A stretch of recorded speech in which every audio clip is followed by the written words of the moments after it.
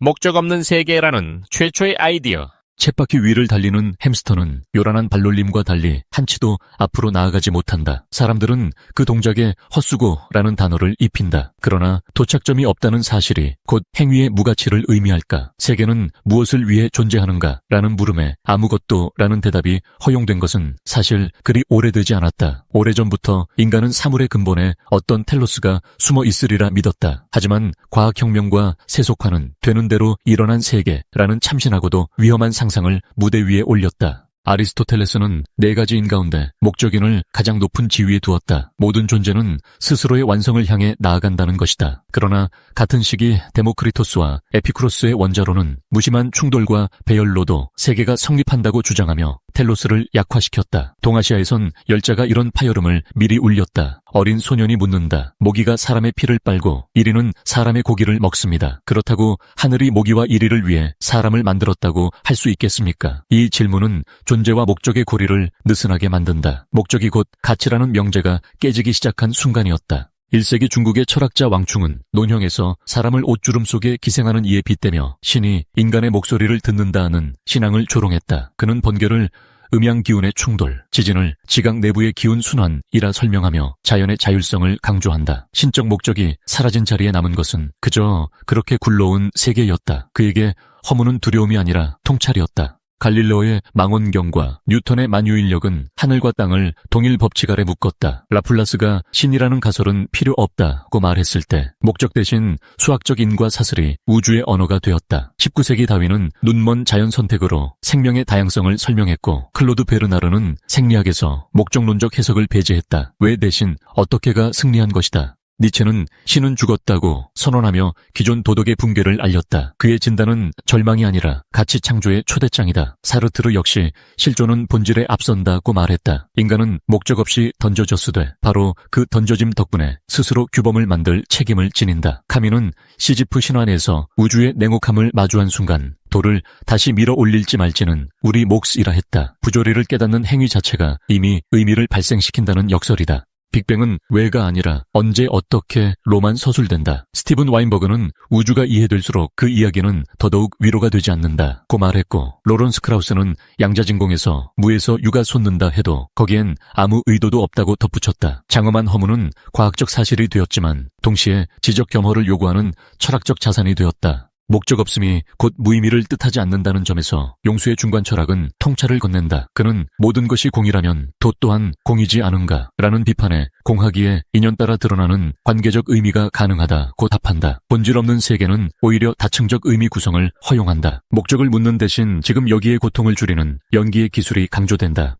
니체가 상상한 사자의 부정, 뒤에 오는 어린아이의 놀이는 목적 없는 행위의 해방을 상징한다. 베토벤 후기의 실험정신, 칸딘스키 추상의 색채, 무용가 피나 바우쉬의 목적 없는 동작은 모두 의미의 진공 상태에서 탄생한 창조다. 놀이는 결과보다 과정을, 목적보다 리듬과 강도를 중시하며 목적 없는 세계에서 의미 생산의 모델이 된다. 우연적 세계를 받아들인다고 해서 책임까지 사라지는 것은 아니다. 기후위기, AI 기술의 윤리적 사용, 생명 연장의 불평등 등은 누구도 대신해주지 않을 의사결정을 요구한다. 신의 설계나 역사의 필연이 사라진 자리에서 인간은 결정의 최종 책임 당사자가 된다. 사르트르는 이를 어깨의 무거운 자유라 불렀다. 햄스터는 달리면서 전정기관과 근육을 자극해 생리적 즐거움을 얻는다. 마찬가지로 인간도 목표 없이 행위를 지속할 때 몰입플로라는 쾌감을 경험한다. 목적이 부재한 세계에서 과정이 스스로를 정당화한다는 통찰은 일과 여가 명상 운동 예술 실천에 새로운 빛을 던진다. 쳇바퀴는 허무의 상징이 아니라 자기 완결적 리듬의 은유로 전환된다. 목적 없는 세계가 남긴 가장 급진적인 교훈은 이것이다. 아무도 우리를 위해 계획해주지 않는다. 이는 위기이자 기회다. 우리는 신과 우주, 역사의 책임을 돌릴 수 없다. 대신 선택과 창조의 특권을 전적으로 가지게 되었다. 햄스터의 쳇바퀴처럼 되돌이치는 일상의 궤도라도 우리가 의식적으로 리듬을 조율하는 순간 의미를 담은 춤이 된다. 우주는 침묵하고 신은 물러났으며 목적은 사라졌지만 바로 그 빈 무대 위에서 우리의 목소리, 우리의 선택, 우리의 연대가 울리기 시작한다. 그것이면 족하다. 허무하다. 모든 것은 언젠가 사라질 뿐이다. 인간은 태어나 죽음으로 귀결되는 존재이며 설령 우리의 이름이나 업적이 한때 세상을 울리고 뒤흔든다 하더라도 결국엔 시간 속으로 사라진다. 한 세대가 가면 또 다른 세대가 오지만 이 세상은 여전히 예전의 모습을 간직한 채 덤덤히 흘러갈 뿐이다. 대지 위에서 펼쳐졌던 모든 영광과 수치, 사랑과 미움조차도 역사의 어느 지점에 묻히고 만다. 아무리 위대한 순간을 빛냈다 한들 결국 모든 것이 먼지가 되어 사라진다는 사실은 기독교 전통이 계속해서 일러준 성찰의 핵심 중 하나이다. 그러나 기독교적 시선은 동시에 인간에게 모든 것이 똑같이 헛된 것만은 아니다라는 반론을 제시한다. 16세기에 등장하여 200여 년간 유럽 예술계를 사로잡았던 바니타스 미술은 이중적 메시지를 선명하게 보여준다. 베니타스가 라틴어로 헛되다 라는 뜻을 지닌 것처럼 이 장르의 회화에는 세속적 화려함과 쾌락을 상징하는 온갖 물건들이 무질서하게 널려있다. 꽃과 동전, 술병, 현악기, 월계관 등이 화면을 가득 메우지만 정작 그림 한 구석에는 두개골과 모래시계가 자리하여 우리의 관심을 붙든다. 그것은 영광과 즐거움이 결국 얼마나 순식간에 사라지는지를 암시하고 모든 인간이 같은 종착점인 죽음 앞에 마땅히 겸손해져야 한다는 교훈을 역설한다. 바니타스 미술의 목적이 절망을 심어주는 데 있지 않다는 점은 의미심장하다. 오히려 그러한 작품들은 과잉된 세속적 욕망이나 허영을 시켜주고 진정 귀중한 가치 이를테면 사랑과 선, 겸손과 신수의 같은 덕목의 마음을 쏟도록 촉구한다.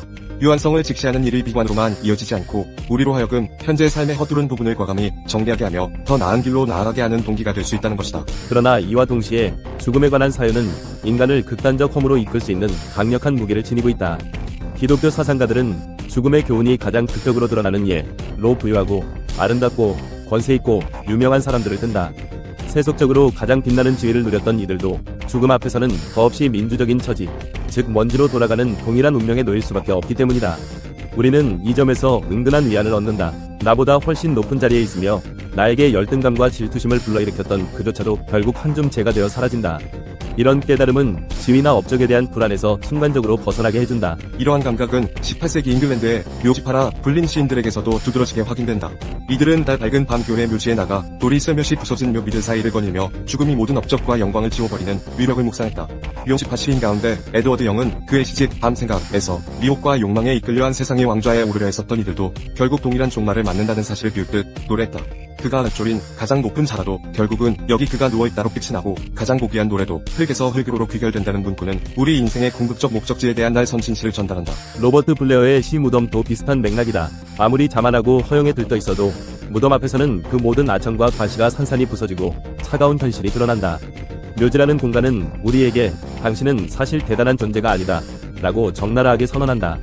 이는 교만이나 야심에 들뜬 영혼만을 향한 꾸짖음이 아니라 끊임없이 자존감과 열등감 사이를 오가는 평범한 이들에게도 무거운 깨달음을 준다. 어느 누구도 죽음이라는 거대한 감옥을 피할 수 없고 우리의 생은 그 끝에 가서 너무나 쉽게 부정된다. 묘지파 중 가장 유명한 토머스 그레이 역시 시골 묘지의 비가 에서 지상에서 누리던 권세와 미모, 재력 등이 모두 단 한순간의 칼날 같은 죽음 앞에서 빛을 잃어버린다고 노래했다. 모든 아름다움과 부가 기다리는 것은 똑같이 불가피한 순간이며 영광의 길은 결국 무덤으로 이어진다는 것이다. 한편으로 이를 읽는 평범한 독자들은 자신을 성공적으로 입증하지 못했다는 이유로 혹은 사회적 지위를 크게 누리지 못한다는 이유로 자책하고 있었다면 이 시대를 통해 결국 다 같이 망가지는구나 하는 미묘한 쾌감을 얻었을지도 모른다. 부나 권력이 있든 없든 모두가 시간이 흐르면 그저 사라진다는 사실에 묘한 위안을 느낄 수 있는 것이다. 화가들도 죽음과 폐허가 지닌 강렬한 상징에 매우 꿰었다.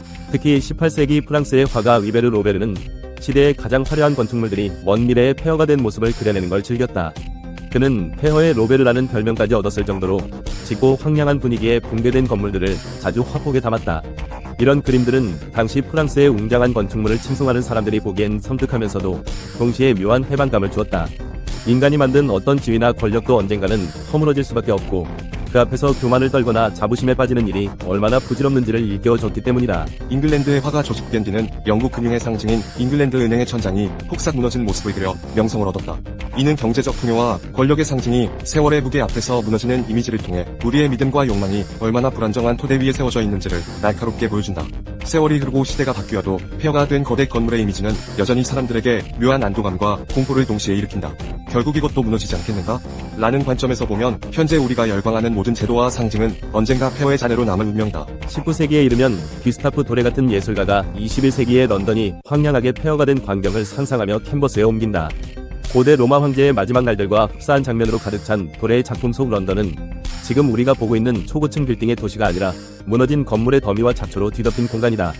이미 사람의 흔적조차 희미해진 그 무서운 정적 안에서 과연 과거의 문명이라는 것이 얼마나 덧없던가를 새삼 깨닫게 된다. 로마 산책에서 스탕달이 콜로세움의 폐허가 가장 아름답다고 한탄 섞인 찬사를 보낸 것도 이 맥락과 이어진다. 그가 맞닥뜨린 것은 단지 오래된 돌무더기가 아니라 한때 세계의 중심이었던 로마 제국의 영광이 마치 바람처럼 흩어지고 남은 흔적이었다. 스탕달은 심지어 콜로세움이 처음 지어졌을 때보다 지금처럼 무너져 있는 모습이 훨씬 더 매력적이라 주장한다. 폐허는 우리에게 완성되지 않은 풍경, 미완성으로 인해 생기는 삭막한 아름다움을 통해 인간의 한계를 상기시킨다. 절대적 권력조차도 한 적 없이 소멸해버리는 과정을 보며 우리는 자신의 욕심이나 번뇌가 얼마나 부질없는지 어렴풋이 깨닫게 되는 것이다. 이 같은 정조는 퍼시 셸리의 시 오지만디아스에서도 선명히 드러난다. 내 이름은 오지만디아스, 왕주의 왕이라. 너희 힘있는 자들아, 내가 한 일을 보고 절망하라. 라는 당당한 비문이 새겨진 거대한 석상. 그러나 정작 그 주변 풍경은 황량한 모래벌판뿐. 람세스 2세의 의용은 부서진 채 이름조차 알아볼 수 없이 널브러져 있을 뿐이다. 폐허가 된 왕의 동상을 보며 우리는 비웃듯 묻는다. 그래서 너의 자랑이 어디로 갔는가? 셸리는 이 장면을 통해 인간이 자부하던 힘과 권력이 자연과 시간 앞에서 얼마나 하찮은가를 보여준다. 그 어떤 힘 있는 자도 이 영원한 모래바람을 막아낼 방법이 없다. 폐허란 결국 모든 것이 사라지는 문명임을 드러내는 메멘토 모리의 강력한 형태다. 내가 쌓아올린 업적이 과연 영원할 것인가? 라고 믿고 싶은 인간의 본능적인 갈망을 단숨에 무력화시킨다. 마치 깎아 세운 모래성이의 파도가 덮쳐오듯 시간이 흐르면 모든 문명은 무너지고 우리의 모든 자랑과 영광은 흔적도 없이 사그라진다. 그러니 우리에게 남는 것은 자연스러운 겸손과 과연 지금 내가 왜 이렇게까지 애쓰며 살아야 하는가? 라는 본질적 자문뿐이다. 이렇듯 죽음과 폐허를 묵상하는 일은 어느 정도의 해방감을 안겨준다. 우리는 대체로 자신의 인생을 지나치게 심각하게 여기며 이것을 이루지 못하면 나는 실패자라는 강박에 시달린다. 하지만 오랜 옛날 건물의 잔해를 보거나 이미 무너져 흙먼지로 변해버린 거대한 왕국의 유물을 마주하면 내가 그토록 애쓰는 일이 궁극적으로 얼마나 작은 위기밖에 갖지 못하는지를 깨닫게 된다. 분명 이상하게도 그 깨달음은 우울과 허무가 아니라 마음의 평정을 가져올 수도 있다. 기독교 도덕가들은 오래전부터 이러한 세계관을 거울로 삼아 인간에게 도리어 위안을 준다고 확신해왔다. 처음부터 끝까지 긍정적인 낙관론이 아니라 결국 다 망하고 무너지고 죽는 운명을 강조하는 쪽이 때로는 더 진실된 해방감을 준다는 것이다. 천장이 무너지고 은행의 건물이 폐허가 되며 인간의 모든 업적이 땅속에 파묻히고 그 이름마저 잊힌다면 무엇 때문에 오늘의 사소한 성공과 실패로 그렇게 전전긍긍해야 하는가? 결국 우리 모두는 짧은 순간 빛을 발하다 사라지는 미미한 존재들일 뿐이다. 불안은 대개 자신이 얼마나 대단한 업적을 세워야 하는지, 얼마나 성공한 삶을 살아야 하는지에 대한 과장된 기대에서 비롯된다.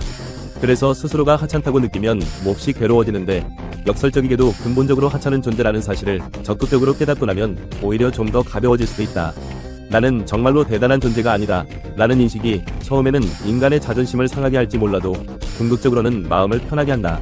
어차피 무너질 건물이라면 완벽하게 유지하려고 안간힘을 쓸 필요가 없고 영원할 것 같지 않은 이름이라면 그것을 붙들고 몸부림칠 이유도 없기 때문이다. 폐허를 직접 보러 가는 것은 물론 폐허나 시작품을 통하여 간접적으로 체험하는 것도 유사한 효과를 준다.